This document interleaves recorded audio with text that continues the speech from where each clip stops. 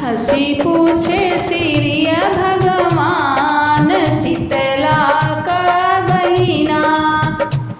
हंसी पूछे सिरिया भगवान शीतला कई बहिना। एक बहिना कलकत्ता विराजे, एक बहिना कलकत्ता विराजे, कलकत्ता विराजे। जिनकर कालिया मैया नाम शीतला का बहिना। जिनकर कालिया मैया नाम शीतला का बहिना। हंसी पूछे सिरिया भगवान शीतला का बहिना। एक बहिनी मुंबई में विराजे, एक बहिनी मुंबई में विराजे। जिनकर मुंबा देवी नाम शीतला का बहिना। अरे जिनकर मुंबा देवी नाम शीतला का बहिना। हंसी पूछे सिरिया भगवान शीतला का बहिना। एक बहिनी गहवर में विराजे, एक बहिनी गहवर में विराजे। जिनकर कामछा माई नाम शीतला का बहिना। जिनकर कामाख्या माता नाम शीतला का बहिना।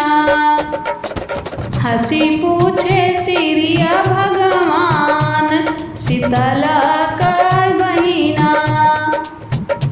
एक बहिनी विंध्याचल विराजे, एक बहिनी मिर्जापुर विराजे।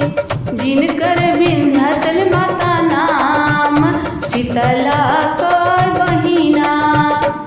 जिनकर विंध्याचल माता नाम शीतला का बहिना। हंसी पूछे सिरिया भगवान शीतला का बहिना। एक बहिनी रेवतीपुर विराजे, एक बहिनी गौरा में विराजे। जिनकर भगवती माई नाम शीतला का बहिना। जिनकर भगवती माई नाम शीतला का बहिना। हंसी पूछे सिरिया भगवान शीतला का बहिना।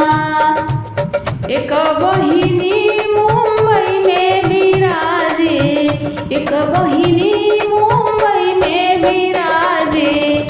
जिनकर जीवदानी माई नाम शीतला का बहिना। जिनकर जीवदानी माई नाम शीतला का बहिना। हंसी पूछे सिरिया भगवान शीतला का बहिना। एक बहिनी जम्मू में विराजे, एक बहिनी जम्मू में विराजे। जिनकर वैष्णो देवी नाम शीतला का बहिना।